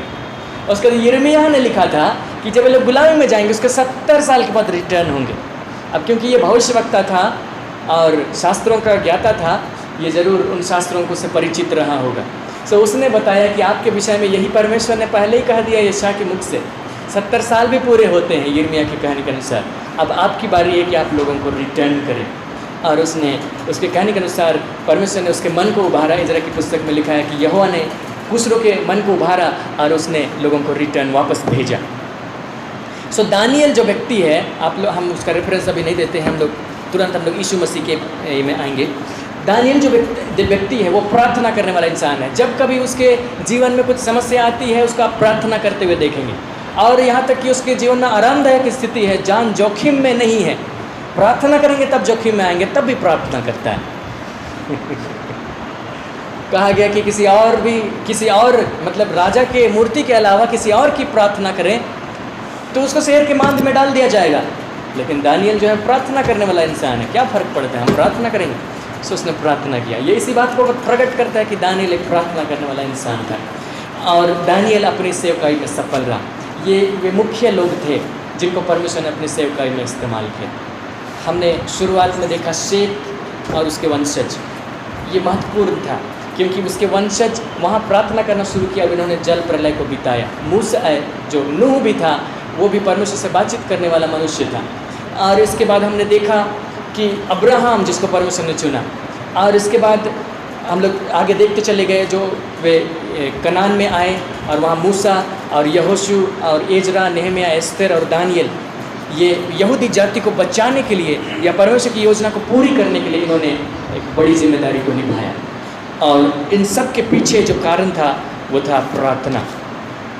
और आज हम लोग इस नए नियम में हैं, हमारी प्रार्थनाएं इनकी प्रार्थनाओं से अलग हैं। हमारी प्रार्थनाएं इनकी प्रार्थनाओं के जैसे नहीं। हम लोग प्रार्थना करने के लिए कोई वेदी नहीं बनाते, ये वेदी बनाते थे, और इनके तरीके अलग थे, हमारे तरीके अलग हैं। और हम लोग आज जूता पहने हुए प्रार्थना कर सकते हैं, उस समय लोग नहीं कर सकते थे। मूसा भी जब सिनाई के पहाड़ में गए तो बोला कि चप्पल उतार के आना।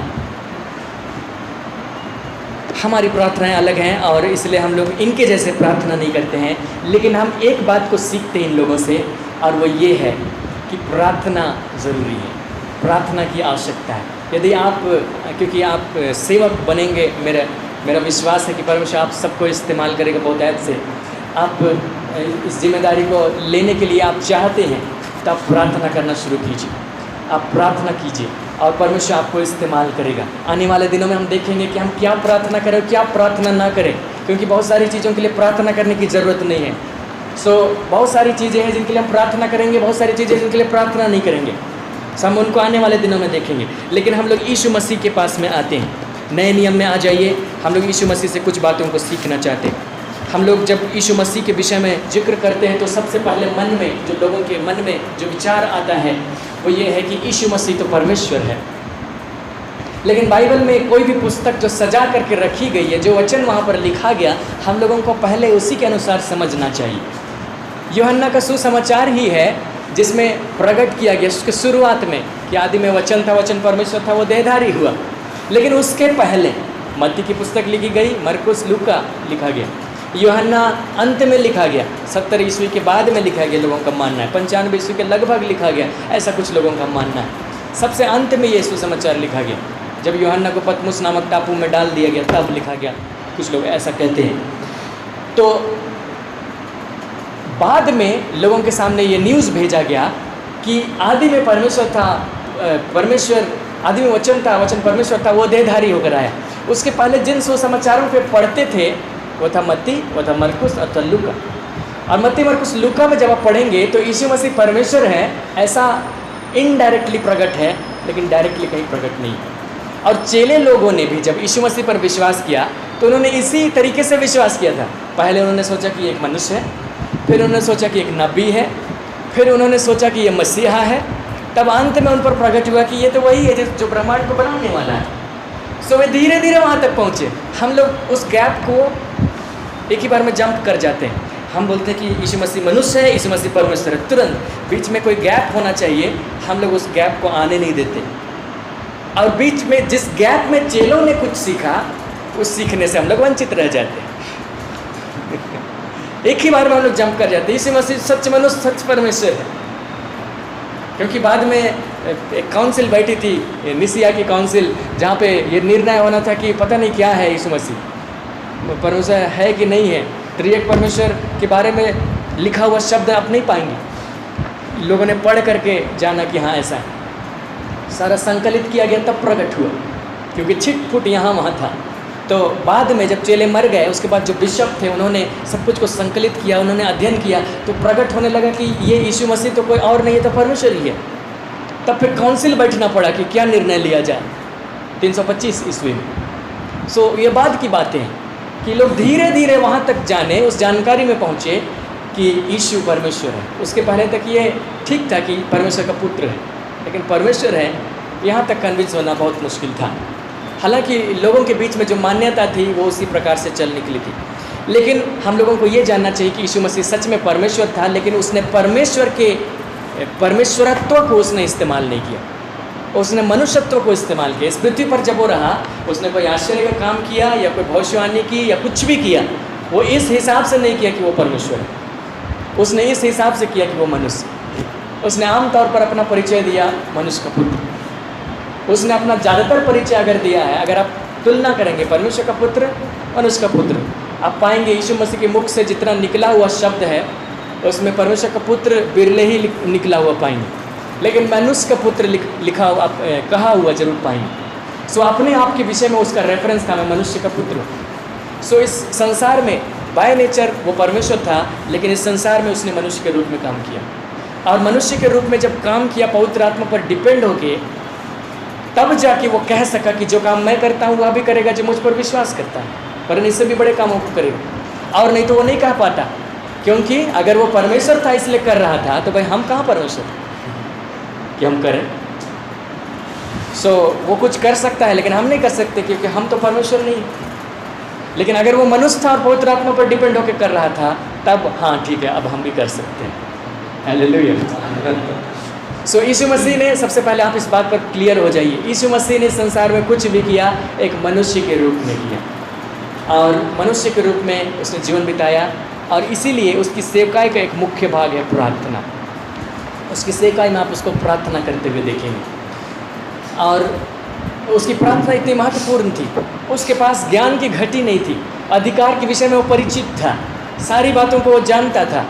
और जब वो सेवकाई करने लगा तो ऐसा नहीं हुआ कि उस ज्ञान, उस विश्वास को लेके चला और वो करने लगा, प्रार्थना नहीं किया, ऐसा नहीं है। उसने खूब समय बिताया प्रार्थना करने में।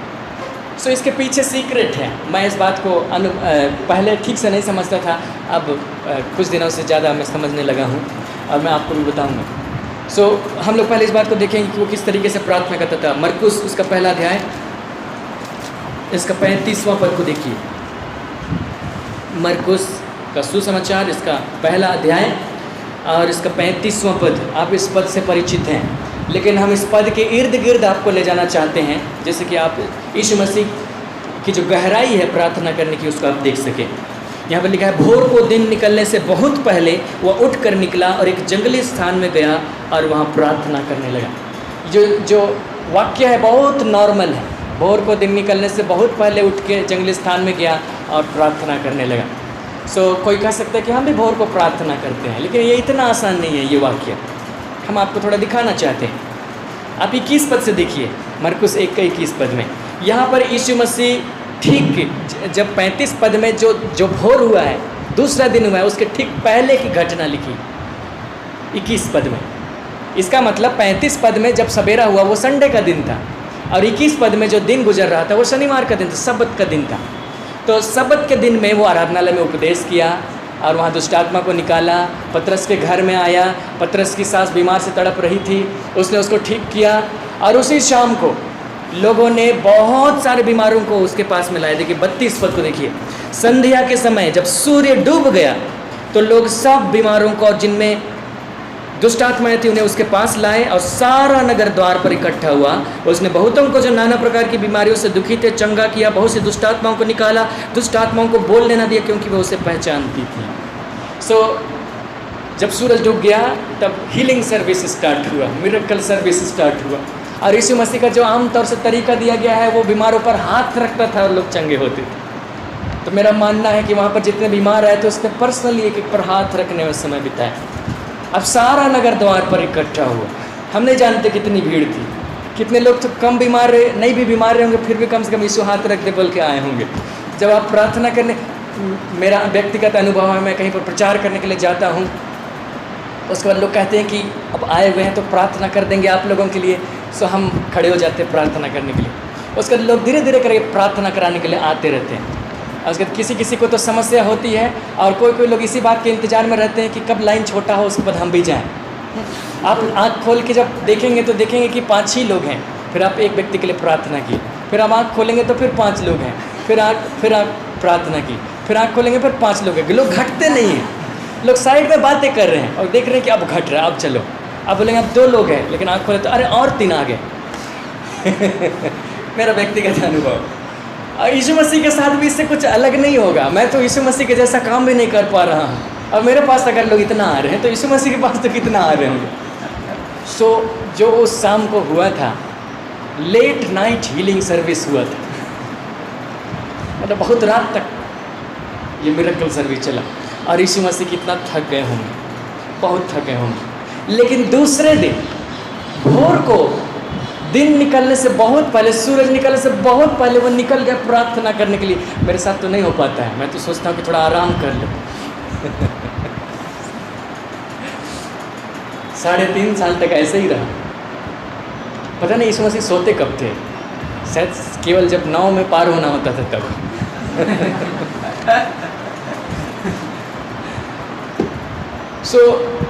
उसने प्रार्थना को इतना महत्व दिया कि रात में सेवकाई किया। हम सोचते हैं, मेरे मन में क्या विचार आता था, हम तो 12-1 बजे तक लोगों के लिए प्रार्थना किए, अब अगर हम आराम नहीं करेंगे तो हम दूसरे दिन कैसे करेंगे। सो हमको थोड़ा प्रार्थना में कटौती, मतलब थोड़ा लेट से उठेंगे, और लेट से उठेंगे तो जाहिर है कि उधर प्रार्थना में कटौती करना पड़ेगा क्योंकि उधर दूसरा काम है। तो चलेगा, परमेश्वर तो देखता है कि मेरी कमज़ोरी क्या है, चलेगा ऐसे करके हम, परमेश्वर समझता है, ऐसे करके हम अपना समय गुजारने की कोशिश किए। लेकिन मैंने इस वचन को देखा और मैंने इस बात को पाया कि यीशु मसीह ऐसा नहीं सोचते थे। इतना थकान के बावजूद उन्होंने प्रार्थना करने में समय बिताया। तो इससे क्या पता चलता है? यही पता चलता है कि यीशु मसीह के लिए प्रार्थना बहुत महत्वपूर्ण स्थान रखता है। इसके अलावा भी आप उसे कई बार प्रार्थना करते हुए देखें। हम लोग एक और पद में आएंगे, लूका उसका 6ठा अध्याय, लूका इसका 6ठा अध्याय और इसका 12वां पद। और जगहों में ये पद लिखा हुआ आपको नहीं मिलेगा। यहाँ पर यीशु मसीह ने चेलों को चुना, और 12 प्रेरित उसके लिए चुने उसने कि वे उसके साथ में रहे, उनको अधिकार दिया जाए। और उसके पहले उसने रात भर प्रार्थना की, ऑल नाइट प्रार्थना की। अब मेरा सोचना है कि उसके चेले तो उस समय थे नहीं, अकेले ही प्रार्थना किया होगा। कितना कठिन है। हम लोग भी कई बार होल नाइट प्रेयर बैठे हैं, और हम लोग प्रायः किस प्रकार से किए हम लोग बताते हैं। हम लोग नींद से लड़ना चाहते हैं, नींद तो हावी होती है। अब यीशु मसीह तो सेवकाई के दौरान में थे। हम लोग क्या करते हैं, हम लोग बीच बीच में गीत भी गाते रहते ताकि नींद भी ना हावी हो। और एक दूसरे को प्रेयर पॉइंट बांटते हैं, फिर प्रार्थना करते हैं, और बीच बीच में कुछ बातें शेयर करते हैं, प्रभु ने यह बताया, अच्छा लग रहा है सुन सुन के। और उसके बीच में जो चाय भी पी लेते हैं हम लोग। नींद जो भी आ रही है वो भाग जाए, और तब सुबह तक हम लोग प्रार्थना करने के लिए ऐसे बैठे हैं।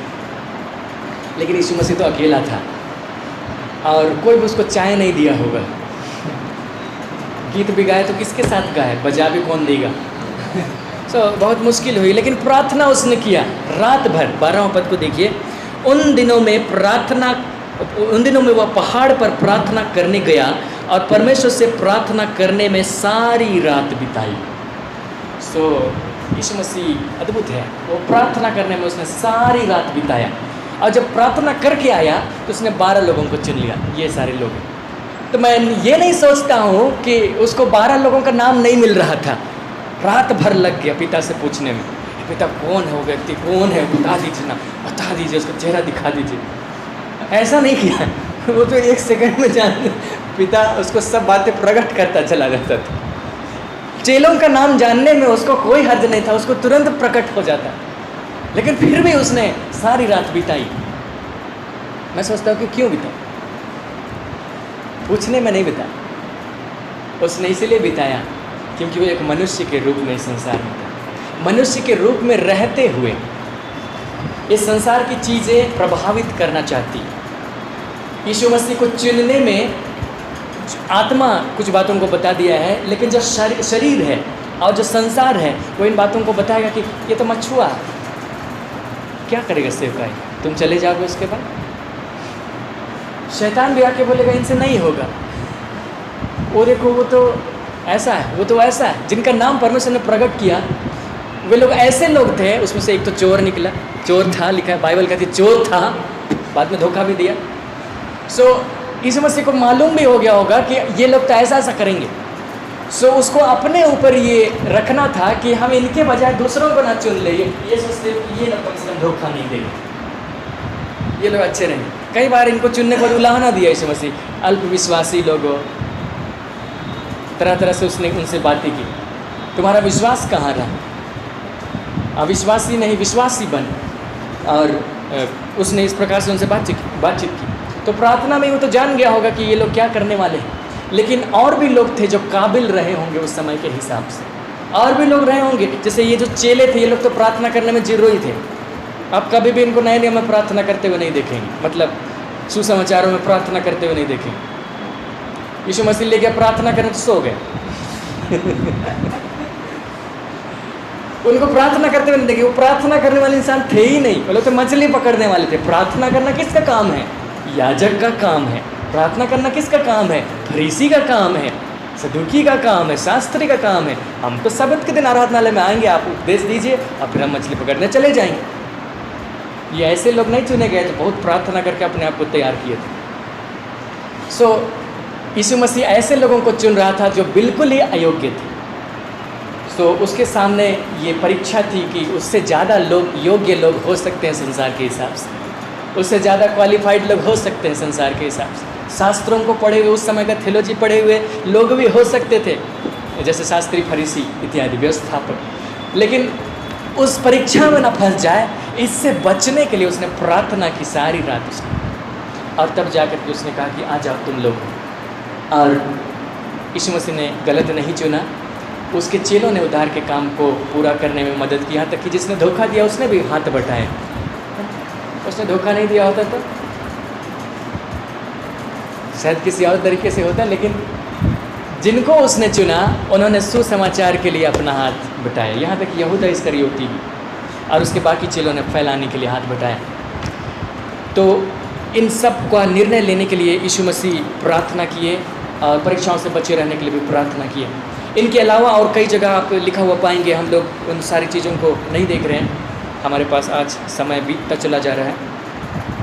लेकिन आप यीशु मसीह को कई बार प्रार्थना करते हुए पाएंगे। उसका कारण और भी कुछ है। मैं अपने व्यक्तिगत जीवन में इस बात को अनुभव करता हूँ। मेरी सेवकाई यीशु मसीह के जैसे नहीं है, उसके साथ तो तुलना भी नहीं करना चाहिए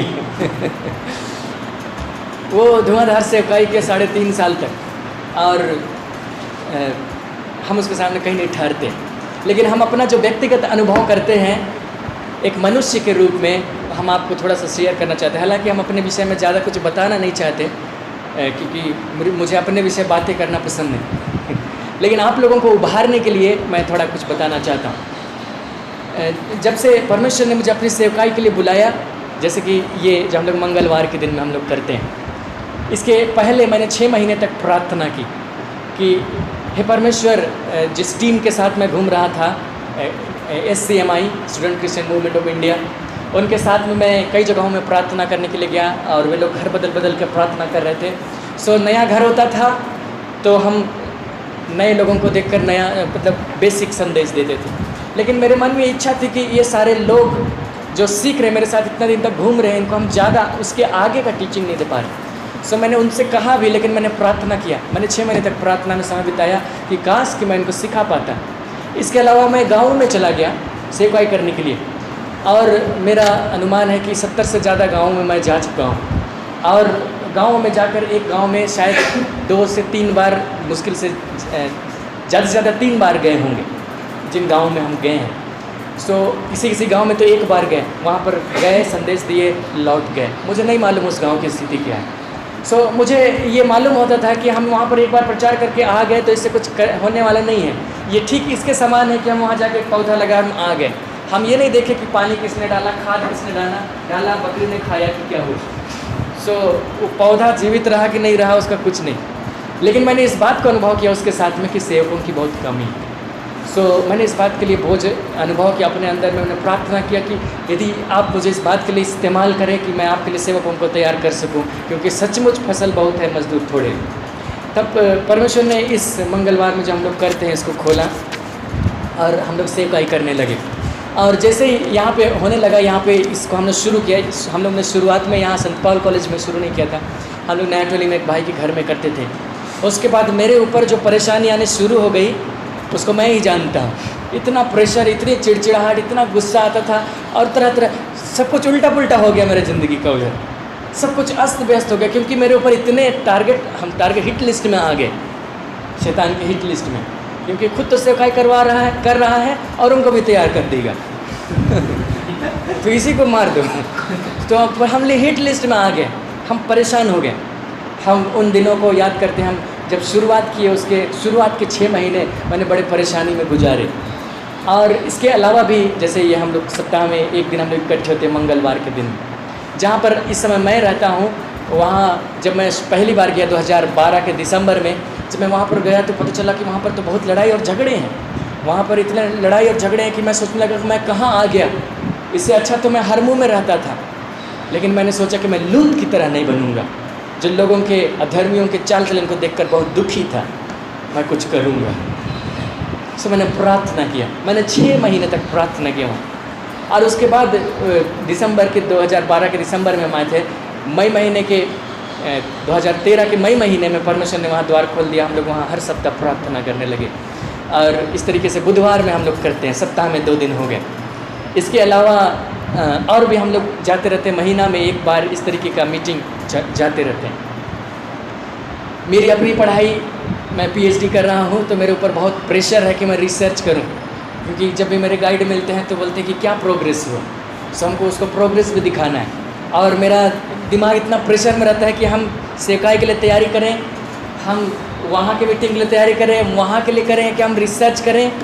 हम अकेले रहने वाले व्यक्ति, अभी कुछ 3 महीने से हम मेरे साथ कुछ लोग रह रहे हैं। मुझे अकेले रहना है, अकेले पकाना है, अकेले खाना है, अकेले बर्तन धोना है, अकेले कपड़े धोने हैं, अकेले सब्जी लाना, अकेले गैस लाना, अकेले सब कुछ करना है। मेरी माँ मेरे साथ में नहीं रहती है, और टक्कर माँ में रहती है, अभी तो खैर रिटायर हो गई।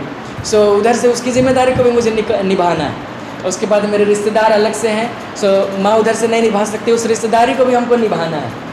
और बहुत सारा प्रेशर मेरे ऊपर, इतना प्रेशर कि मैं उसको कहाँ रिलीज़ करूँ। और दिन में पढ़ना है। अभी कुछ दिनों पहले क्या हुआ, यूनिवर्सिटी में कहने लगे कि PG के स्टूडेंट लोगों को पढ़ाओ।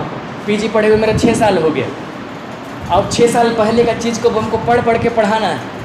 और क्योंकि पढ़ाना बहुत अलग बात होती है कि आप सामने में आकर कुछ पढ़ा रहे हैं और आप खुद से जानते हैं, दोनों अलग अलग है।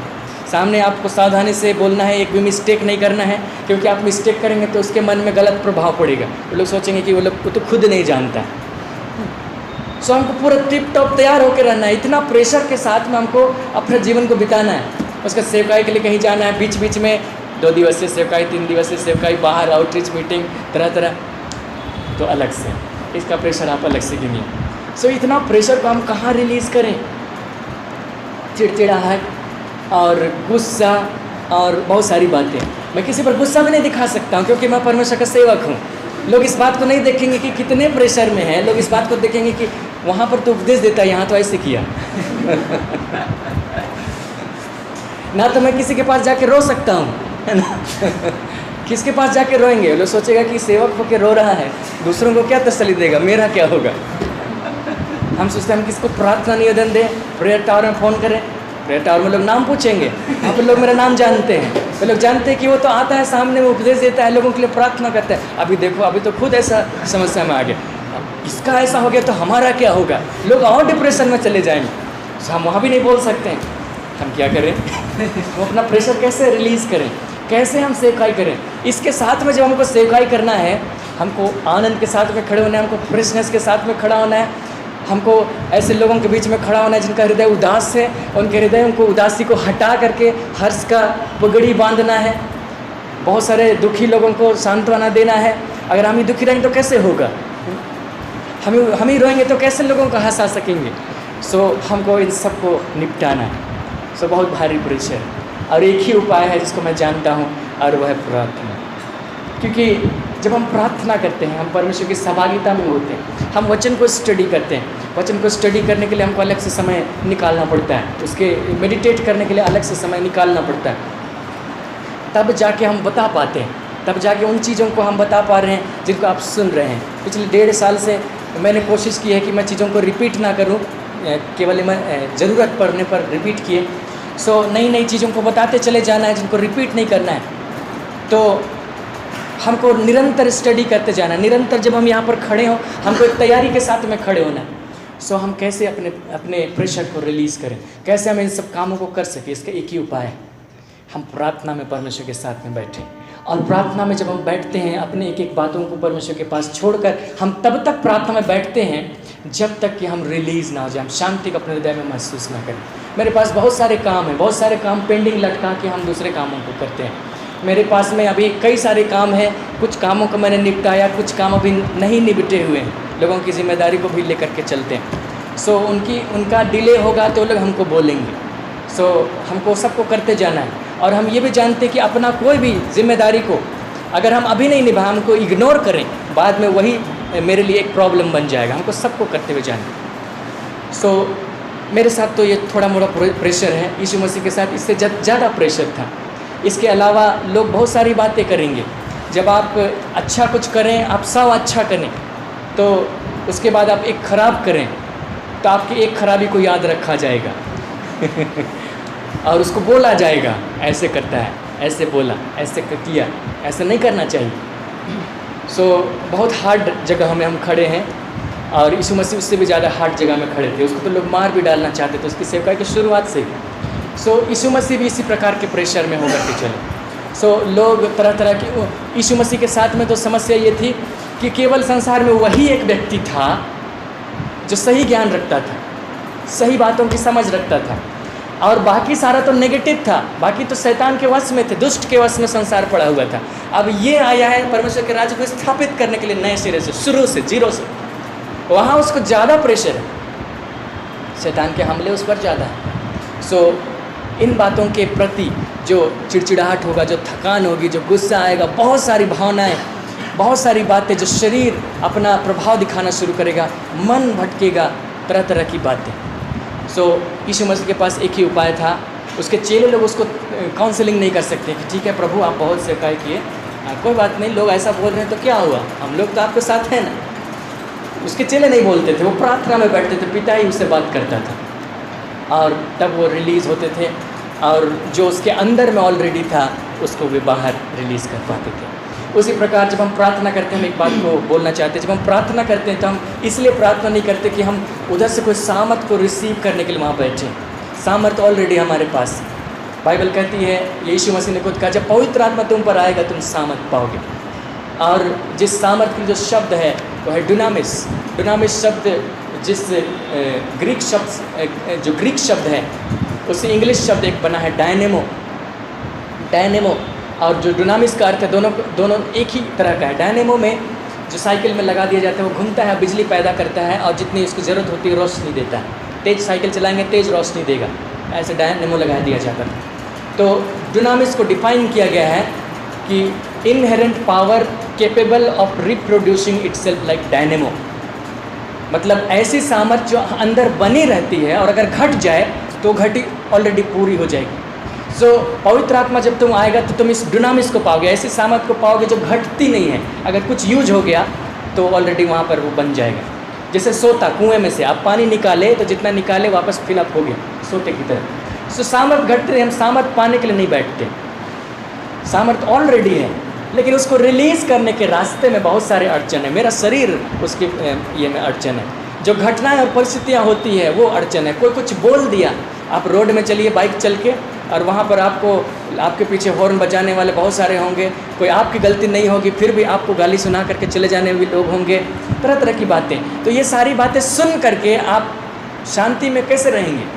और उसके बाद लोगों को शांति में लेकर के आना है, लोगों को परमेश्वर के उपस्थिति में लेकर के आना है। तो ये सारी बातें दीवार बनती हैं जो अंदर की सामर्थ को रिलीज़ होने से रोकती हैं। सो उन बातों को हटाना है। सो हम कैसे करें? प्रार्थना करें, और यही आप भी कर सकते हैं। आप इस बात को पहले से सीख जाइए, यहोशू की तरह। इसके पहले कि वो सेवकाई में कदम रखा, उसने प्रार्थना करना सीखा, और इसीलिए उसने मूसा से ज़्यादा, मूसा तो 2 ही राजाओं को हराया, यहोशू ने 31 राजाओं को हराया।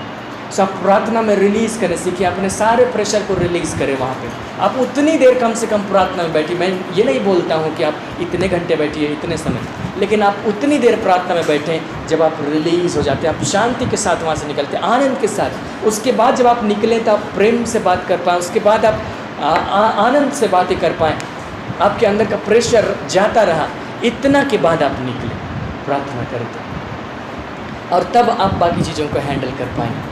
क्योंकि एक दिन जब आप सेवकाई करेंगे तो आपको इन बातों से होकर के जाना पड़ेगा।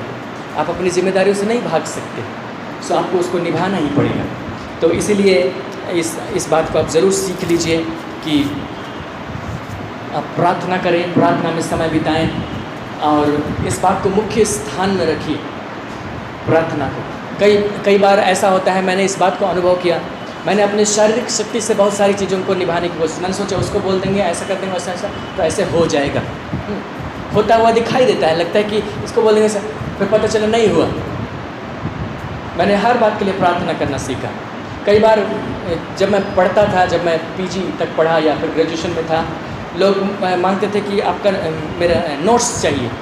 अभी कब मांगते थे? एग्ज़ाम पहुँचने के 15 दिन पहले, तो हम दे देते थे, और हम बोलते थे रिटर्न कर देना, लेकिन हमको मालूम रहता था कि वो लोग उतना आसानी से नहीं करेंगे, लेकिन हम प्रार्थना करते थे, और जब हम प्रार्थना करते थे तो लोग रिटर्न कर देते थे। सो किसी ने कुछ कामों को कहा कि मैं कर दूंगा, तो हम उस पर भरोसा नहीं करते हैं, हम प्रार्थना करते हैं प्रभु सच में वो कर पाए, उसको सामर्थ दीजिए, उसको याद दिलाइएगा, और वो सचमुच कर पाता है।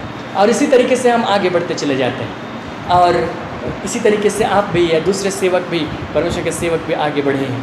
और हम लोग संसार में जितने भी रिवाइवल हुए हैं या जितने भी परमेश्वर के राज्य को आगे बढ़ाने के लिए काम हुए हैं, आप उन लोगों को आप ध्यान दीजिएगा, तो आप इस बात को पाएंगे कि वे प्रार्थना करने वाले मनुष्य हैं। जो डॉक्टर मार्टिन लूथर के विषय में बायोग्राफी है, वो उसमें उन्होंने खुद इस बात को बताया, परमेश्वर ने उसे इस्तेमाल किया जो कुरीतियाँ थी उसको दूर करने के लिए, रिफॉर्मेशन लाने के लिए।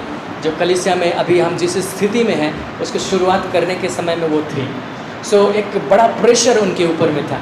सो वे अपनी बातों को एक नाई के साथ में शेयर करते थे, जब वो बाल कटाने जाते थे तो उस नाई के साथ में शेयर करते थे। सो उन्होंने इस बात को बताया था कि जिस दिन मैं 3 घंटे तक प्रार्थना करता हूँ उस दिन मैं बड़े अच्छे तरीके से कर पाता हूँ, और जिस दिन मैं नहीं कर पाता हूँ प्रार्थना, उस दिन शैतान मुझ पर हावी रहता है। सो क्योंकि उस पर इतना ज़्यादा प्रेशर था कि रिफॉर्मेशन ना आए, मनुष्य की तरफ से, शैतान की तरफ से, और सब तरफ से उस पर इतना प्रेशर था कि रिफॉर्मेशन लाने के लिए ये आदमी इस्तेमाल किया जा रहा है, इसको तंग करो, इसको डाउन करो, उसको रिलीज़ कहाँ से करें? प्रार्थना में। सो वो 3 घंटे प्रार्थना में अमूमन बिताते थे, और वो अपना अनुभव इस तरीके से साझा करते हैं। सो इसी प्रकार और भी दूसरे लोग इस कलीसिया के इतिहास में पाए जाएंगे। आप D.L. मूडी को देखिए, और चार्ल्स फिन्नी को देखिए, और भी बहुत सारे लोग मिलेंगे, और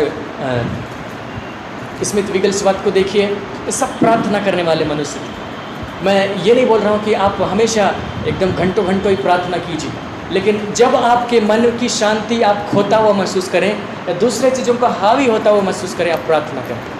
और एक और चीज़ को बोल करके मैं आज के लिए समाप्त करूँगा, और वो ये है कि प्रार्थना की फ्रीक्वेंसी को बढ़ाइए। आप ये मत सोचिए कि हम सुबह में प्रार्थना करके निकले 1 घंटा और दिन भर गुजारा कर लेंगे, कर भी लेंगे, शुरुआत में तो ज़्यादा प्रेशर नहीं पड़ता है। या सुबह में आप बहुत देरी प्रार्थना करके निकले और आप रात तक में पूरा टिक जाएंगे। आप ऐसा भी मत सोचिए। आप उसके ये प्रार्थना करने की फ्रीक्वेंसी को बढ़ाइए, उसका मतलब उसके लिए समय बढ़ाते जाइए। मतलब आप सुबह प्रार्थना करते हैं, रात में प्रार्थना करते हो, सो जाते हैं, सिर्फ इतना नहीं, इतना लंबा गैप ठीक नहीं है प्रार्थना के बीच। मैंने इस विषय में परमेश्वर से सीखा कि प्रार्थना एक पिलर की तरह है, जैसे कि बाउंड्री वॉल होता है। तो बाउंड्री वॉल कई बार लोग बनाते हैं तो बीच बीच में पिलर देते हैं। सो जितना पिलर है बाउंड्री वॉल में, एक ईंट का दीवार भी है तो पिलर की वजह से मजबूत है। और अगर गैप दोनों के बीच में ज़्यादा है, एक ईंट का दीवार है, एक पिलर वहाँ है, एक पिलर वहाँ है, तो उसको गिराना बहुत आसान है। सो हमारी प्रार्थना में ज़्यादा गैप नहीं होना चाहिए। आप सुबह प्रार्थना करके गए, बहुत अच्छी बात है। उसका जब भी आपको मौका मिलता है, आपको प्रार्थना करने के लिए आंख बंद करने की भी ज़रूरत नहीं है। यीशु मसीह तो प्रार्थना करते तो आंखें उठाकर प्रार्थना करते थे, आंख खोल के, है ना। हम लोग आंख बंद करो, हाथ जोड़ो, सिर झुकाओ, ऐसा हम लोग बोलते हैं लेकिन यीशु मसीह के साथ में सब नहीं था। आंखें उठाकर पिता का धन है। आप आंखें खोलकर प्रार्थना कर सकते हैं, आप पैदल चलते हुए प्रार्थना कर सकते हैं। अपने प्रार्थना के गैप को कम कीजिए। एक एक घंटा में आप प्रार्थना कीजिए, 2 लाइन का ही प्रार्थना कीजिए, 2-2 मिनट का ही प्रार्थना कीजिए, लेकिन वो आपको पिलर का काम देगा आपके दीवार में।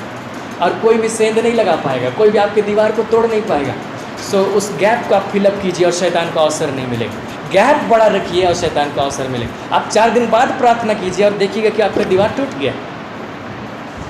और आप एक एक घंटा में आप अंतराल में प्रार्थना कीजिए और आप देखिए आपका दीवार मजबूत है। हालेलुया। सो आप प्रार्थना कीजिए। आने वाले दिनों में हम लोग इन बातों को सीखेंगे कि हम कैसे प्रार्थना करें, बाइबल प्रार्थना के विषय में क्या सिखाती है। और जब अंतिम दिन आएगा मैं उस बात को बताऊंगा कि मैं किस तरीके से प्रार्थना करता हूँ, और हम लोग उसको एक डायग्राम की सहायता से सीखेंगे। लेकिन आज हम लोग इतना ही सीखते हैं।